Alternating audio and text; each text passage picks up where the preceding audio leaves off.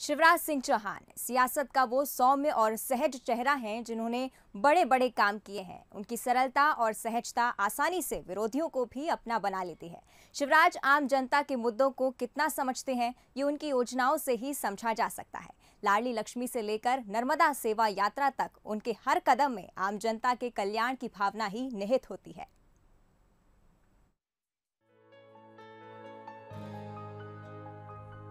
देश की राजनीतिक बिरादरी में शिवराज राजनीति का मॉडरेट चेहरा है।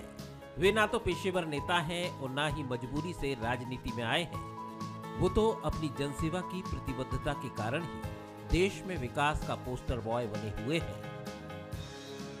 अपनी जिद, जुनून और जज्बे से वे प्रभावी राजनेता, कुशल संगठक, संवेदनशील नेतृत्व, सक्षम प्रशासन, संगठन के सपूत, सहृदय व्यक्ति के तौर पर मध्य प्रदेश को संवार रहे हैं।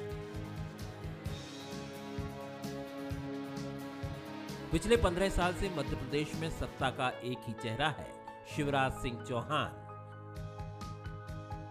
मध्य प्रदेश बीजेपी को शिवराज की शक्ल में केवल एक ही चेहरा नहीं मिला, बल्कि बीते कई सालों में वो बीजेपी के लिए सुरक्षित कहे जाने वाले एमपी में एक ब्रांड बन चुके हैं।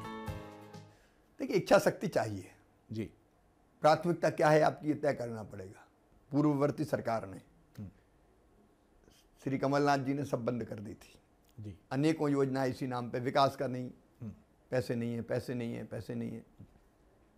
तो मेरी चिंता ये थी कि पैसे नहीं है तो काम कैसे करूंगा जी। लेकिन एक तरफ कोरोना से लड़ने की सारी व्यवस्थाएं हमने बनाई और दूसरी तरफ मुझे लगा कि इस संकट के समय जब रोजगार का भी संकट है, अर्थव्यवस्था ध्वस्त है, तब गरीबों का सहारा भी बनूं, किसानों का सहारा भी बनूं जी।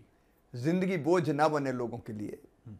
तो मैंने पैसे की ढूंढाई शुरू की और तत्काल व्यवस्थाएं करके हमने मजदूरों के खाते में पैसे डालना शुरू किया। पहले 1,000 रुपये डाले, फिर और 1,000 रुपये डाले। प्रवासी मजदूर जो बाहर थे, आ रहे थे, उनके खाते में डाले। भवन निर्माण कर्मकार मंडल के मजदूर थे, उनके खाते में डाले जी।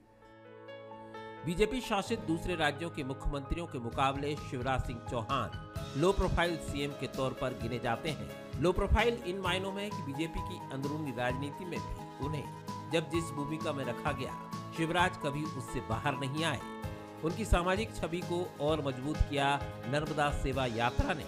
इस यात्रा का आगाज हुआ 11 दिसंबर 2016 को, जिसकी अगुवाई खुद मुख्यमंत्री शिवराज सिंह चौहान ने की।